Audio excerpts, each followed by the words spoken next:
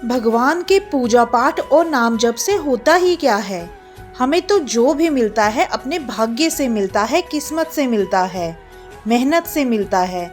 अगर भाग्य में लिखा होगा तो ज़रूर मिलेगा, और अगर नहीं लिखा होगा तो मिला हुआ भी छूट जाएगा। सब कहते हैं पूजा पाठ करो, नाम जप करो। अरे जब भाग्य में है ही नहीं तो कहाँ से मिलेगा। कब से तो पूजा पाठ कर रहा हूँ, कुछ नहीं मिल रहा। पता नहीं कैसा भाग्य लिखा है। अरे भगवान होंगे तब तो कुछ देंगे ना। कुछ नहीं होता इस सब से। ये सब नाम जप पूजा पाठ वेस्ट ऑफ टाइम है। इंसान को अपनी मेहनत पे, अपने भाग्य पे भरोसा होना चाहिए। क्या आप लोग भी इस तरह के विचार रखते हैं, इस तरह से सोचते हैं?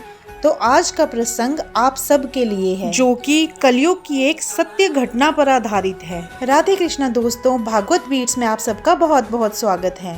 आप सब ने ये सुना होगा कि अजगर करे न चाकरी, पंछी करे न काम, दास मलूका कह गए सबके दाता राम। ये ऐसे ही नहीं कहा जाता। जिन्होंने ये कथन कहा है, आइए जानते हैं उनके बारे में। सेठ मलूक दास सेठ थे, एक बहुत ही बड़े व्यापारी थे। भगवान पे उनको बहुत कम विश्वास था। बताते हैं कि बचपन में तो वो बहुत संस्कारी थे, परंतु जैसे जैसे उम्र बढ़ी सिर्फ पैसा, धन दौलत, व्यापार यही सब दिखाई देने लगा। एक बार व्यापार के सिलसिले में वे कहीं बाहर गए और उन्हें एक धर्मशाला में जाकर रुकना पड़ा। इसी धर्मशाला के नीचे वाले कमरे में कोई साधु संत महात्मा रुके हुए थे। सुबह के 4 बजे और इधर जो सन्यासी नीचे वाले कमरे में रुके हुए थे वो नाम जप करने लगे, जोर जोर से नाम जप करने लगे। सीताराम सीताराम सीताराम, कुछ इस तरह से वो राम नाम का जप करने लगे। सुबह की बेला थी और साधु का राम नाम जप लगातार चलता रहा। उधर सेठ जी, जो कि बहुत ही गहरी निद्रा में थे, उनकी नींद खराब हो गई। उन्हें बड़ा गुस्सा आया। सर्दियों का मौसम था। अरे ये कौन सुबह सुबह इतनी जोर जोर से नाम जप कर रहा है, मेरी सारी नींद खराब कर दी। इधर सेठ जी गुस्से में उठकर बैठ गए और कुछ कुछ बोलने लगे, और उधर साधु जी का नाम जप लगातार चलता रहा। सुबह हुई और सेठ जी पता करने आए कि सुबह सुबह किसने शोर मचा रखा था। पता करने पर पता चला कि एक सन्यासी बाबा हैं। वे सन्यासी के पास गए और बोले, क्या महाराज, इतनी सुबह सुबह इतनी जोर जोर से कौन नाम जप करता है? क्या होता है ये सब करके?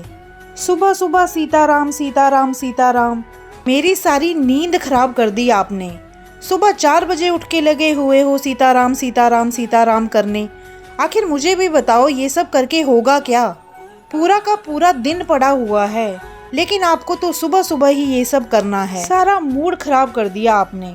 महाराज जी बोले, बेटा, ये जो सारा खाना पीना, भोग व्यवस्थाएं, वस्तुएं जो भी हैं वो ईश्वर की ही तो दी हुई हैं, वही तो दे रहा है। यदि वो सारी व्यवस्थाएं नहीं देगा तो कैसे सारी दिनचर्या चलेगी, कैसे पूरा दिन आराम से कटेगा? ईश्वर के बिना तो कुछ भी संभव नहीं है। तो इस पर सेठ ने कहा, अच्छा तो आप ये कह रहे हो कि आपके नाम जप करने से सारी दिनचर्या चल रही है, सारी व्यवस्थाएं हो रही हैं, आपके जो भी मन में आ रहा है वही बोल दोगे अपनी सहूलियत के हिसाब से। कोई काम धंधा तो आपको करना नहीं है, बस ये नाम जप करना है, ये ढोंग करना है। बस ऐसे ही सारी व्यवस्थाएं नहीं बनती हैं, मेहनत करनी पड़ती है, कुछ काम धंधा करना पड़ता है। जब आप कुछ काम धंधा करते हो, मेहनत करते हो, तो भाग्य चमकता है, फिर धन आता है और उससे सारी व्यवस्थाएं बनती हैं। नाम जप करने से नहीं मिल जाती सारी सुविधाएं और व्यवस्थाएं। अब इस पर महाराज जी ने बड़े शांत स्वभाव से कहा कि सारी व्यवस्थाएं नाम जप करने से ही बनती हैं। जो भोजन हम करते हैं वो ईश्वर ही हमें देते हैं, तभी हम कर पाते हैं। सेठ जी बोले, अच्छा तो ठीक है, मैं तुझे 24 घंटे का समय देता हूँ। मेरी नज़र में तो भगवान होते ही नहीं हैं, परंतु फिर भी मैं तुम्हें 24 घंटे का समय दे रहा हूँ। अपने भगवान से कहो कि मुझे भोजन करवाए, मैं कुछ भी नहीं करूँगा। यदि तुम्हारे भगवान ने मुझे भोजन करवा दिया तो मैं जिंदगी भर तुम्हारा शिष्य बन जाऊँगा, और यदि ऐसा नहीं हुआ तो तुम्हें मेरा शिष्य बनना होगा और जो मैं बोलूँगा वो करना पड़ेगा। महाराज जी ने कहा, ठीक है सेठ जी, जैसे आपकी इच्छा। सेठ जी ने सोचा, अगर मैं यहाँ रहा तो भोजन को देखकर भूख तो लगेगी और क्या पता मैं भोजन ही कर लूँ। इसलिए ऐसा करता हूँ कि मैं एकांत में चला जाता हूँ। एकांत में ऐसी जगह चला जाऊँगा जहाँ कोई ना आए। यदि कोई मिलेगा ही नहीं तो भोजन का तो फिर सवाल ही नहीं बनता। फिर पूरे 24 घंटे के बाद ही आऊँगा मैं इन साधु जी से मिलने। इधर वे सन्यासी अपने ईश्वर को याद कर रहे हैं, बोल रहे हैं, हे प्रभु इसे सद्बुद्धि दे, इसे समझा प्रभु कि सबका दाता तू ही है, तू ही सबको देता है और इसका शिष्य मुझे नहीं बनना। मुझे तो बस मेरे प्रभु राम की ही शरण में रहना है, तो कृपया करके इसकी इच्छा मत पूरी कर देना। उधर सेठ जी जंगल में चले जाते हैं। जंगल में थोड़ी दूर जाने पे वे किसी पेड़ के ऊपर बैठ जाते हैं और सोचते हैं कि अब यहाँ से तो मुझे कोई देखेगा तक नहीं, अब पूरे 24 घंटे बाद ही मैं यहाँ से जाऊँगा और फिर उस सन्यासी से कहूँगा कि देखो कुछ नहीं दिया मुझे तुम्हारे भगवान ने, अब बन जाओ मेरे शिष्य। इतने में ही सेठ जी ने देखा कि वहाँ कुछ बंजारे आए और वहीं उस पेड़ के नीचे आकर बैठ गए। थोड़ी देर विश्राम करने के बाद वे बंजारे उठकर खाना बनाने लग गए। अब बंजारे तो ऐसे ही होते हैं, आज कहीं तो कल कहीं। थोड़ी देर में बंजारों का भोजन पक के तैयार हो गया। उधर वे सेठ जी पेड़ पर बैठे हुए हैं और बैठे बैठे सोच रहे हैं कि कितनी भी अच्छी खुशबू क्यों ना आए भोजन की, मैं तो भोजन बिल्कुल नहीं करूँगा। जब मैं ही भोजन नहीं करना चाहूँगा तो मुझे भोजन कौन करवा सकता है। बस 24 घंटे की तो बात है, कल सुबह तक की बात है। इधर बंजारों का भोजन पक के तैयार हुआ और उन्हें कहीं दूर से अपनी तरफ आते हुए घोड़ों की आवाज़ सुनाई दी। बंजारों ने सोचा कि डाकू आ गए हैं। उन्होंने तुरंत अपना सामान लिया और वहाँ से भाग गए और भोजन वहीं का वहीं छोड़ गए। अब पीछे से वहाँ पे उस पेड़ के नीचे बहुत सारे घोड़ों पे सवार डकैत आ गए। अब डाकू उधर आके देखते हैं कि गर्मा गर्म भोजन रखा हुआ है। डाकू अपने सरदार से बोलते हैं कि सरदार देखो ना, आज कितनी अच्छी व्यवस्था हुई पड़ी है, पहले भोजन करते हैं फिर आगे चलते हैं। सरदार ने कहा, नहीं नहीं, ये किसी ने जाल बिछाया हुआ है, किसी ने हमारे खिलाफ जाल बिछाया हुआ है। किसी को पता था कि हम यहाँ से गुजरेंगे, इसीलिए ये भोजन यहाँ पे रखा हुआ है।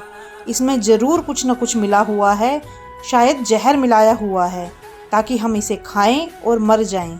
यही तो वो चाहता है और जिसने भी ये काम किया है वो यहीं कहीं आसपास होगा और हमें देख रहा होगा।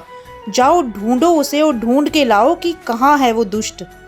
अब डाकू जंगल में सब जगह इधर उधर उस इंसान को ढूंढने लगे जिसने भोजन में जहर मिलाया हुआ है। ये सब सेठ जी ऊपर पेड़ पे बैठे बैठे सुन रहे थे, देख रहे थे। यह सब देखकर उनको बहुत घबराहट सी होने लगी। घबराहट से उनके शरीर में कुछ हलचल हुई और हलचल से पेड़ के पत्ते हिले। डाकुओं ने सरदार से कहा कि सरदार जी, ऊपर शायद कोई है। सबने ऊपर की ओर देखा तो उन्हें सेठ जी दिखाई दिए। अब सेठ जी को नीचे उतारा गया। सेठ जी डर के मारे जोर जोर से बोलने लगे कि मुझे गोली मत मारना, मैंने कुछ भी नहीं किया है, मेरी कोई गलती नहीं है, ये भोजन मैंने नहीं पकाया है और ना ही मैंने रखा है। सरदार ने कहा, देखो हमें तुम्हारी चाल का पता चल गया है, जो जाल तुमने बिछाया है हमें उसका पता चल गया है। तुमने अवश्य इस भोजन में जहर मिलाया हुआ है, अब तुम्हें यह भोजन करना पड़ेगा। तो सेठ जी तुरंत बोले, नहीं नहीं, मुझे तो भोजन करना ही नहीं है, मैं भोजन बिल्कुल नहीं करूँगा। इस पर सरदार ने कहा, देखा इस भोजन में अवश्य कुछ न कुछ मिला हुआ है, इसीलिए ये खाने से इनकार कर रहा है और इसी व्यक्ति ने मिलाया हुआ है। सेठ जी बोले, मैंने तो कसम खाई हुई है, मैं भोजन नहीं करूँगा। तो सरदार बोले, तू क्यों नहीं करेगा भोजन, तुझे तो भोजन करवाया जाएगा। सरदार ने डाकुओं से बोला कि इसके हाथ पैर बांधो और ज़बरदस्ती इसको भोजन कराओ। भोजन में विष मिलाता है, हमारे खिलाफ षड्यंत्र रचता है, कराओ इसे भोजन। डकैत सेठ जी के हाथ पैर बांधकर ज़बरदस्ती उनको भोजन करवा देते हैं और सेठ जी को कुछ भी नहीं होता है। इस पर सरदार बोलता है कि अरे देखो, इसको तो कुछ भी नहीं हुआ। फिर सेठ जी बोलते हैं कि देखा, मैंने तो पहले ही कहा था कि ना ये भोजन मेरा है ना मैंने इसमें कोई विष मिलाया है। अगर विष मिलाया होता तो मैं तुम्हारे सामने यहाँ जीवित खड़ा ना होता। तो सरदार ने पूछा, फिर आप क्यों भोजन करने से इनकार कर रहे थे, क्यों मना कर रहे थे? फिर सेठ जी ने सरदार को सारा का सारा वृत्तांत बताया कि किस तरह से वे एक धर्मशाला में रुके हुए थे। वहाँ पे उन्हें एक संत मिले जिन्होंने कहा कि नाम जप से ही सब कुछ होता है, नाम जप से सब कुछ संभव है। और उन्होंने सत्य कहा था, किस तरह से आप आए और आपने मुझे भोजन करवाया। दोस्तों, ये सेठ जी संत मलूक दास जी थे, भगवान के अनन्य भक्त, जो कि 108 साल तक इस धरती पर रहे और उन्होंने बहुत कुछ लिखा। ईश्वर से बहुत अधिक प्रेम करते थे। एक नाम जप की बहस ने उनका सारा जीवन बदल दिया। जो लोग कहते हैं ना कि पूजा पाठ करने से, आराधना करने से, नाम जप करने से कुछ नहीं होगा, एक बार विश्वास करके तो देखो, आपके शरीर की ऊर्जा सकारात्मक हो जाती है। इतनी सकारात्मक ऊर्जा आपके शरीर से प्रवाहित होगी, आपके वाणी वचन से प्रवाहित होगी कि आपका खुद का क्या, लोगों का जीवन आपसे मिलकर बदलने शुरू हो जाएगा। आपकी ऊर्जा में वो क्षमता आ जाएगी कि कोई कितना भी नकारात्मक व्यक्ति क्यों ना हो, आपसे मिलकर सकारात्मक हो जाएगा। क्योंकि जब आप ईश्वर के करीब हो जाते हो ना, ईश्वर की ऊर्जा आपसे जुड़ जाती है, ईश्वर के प्रिय हो जाते हो, ईश्वर आपको सारी क्षमताएं प्रदान करता है। बस एक बार उस पे विश्वास करके तो देखो, एक बार निश्चल उसका नाम जप करके तो देखो। संत मलूकदास एक बहुत ही प्रसिद्ध संत हुए हैं। उनके जीवन से हमें प्रेरणा अवश्य लेनी चाहिए। वीडियो अगर अच्छी लगी हो तो चैनल को सब्सक्राइब करना ना भूलें। और अंत में एक बार मेरे साथ प्रेम से बोलिए, जय जय श्री राधे, जय श्री राम।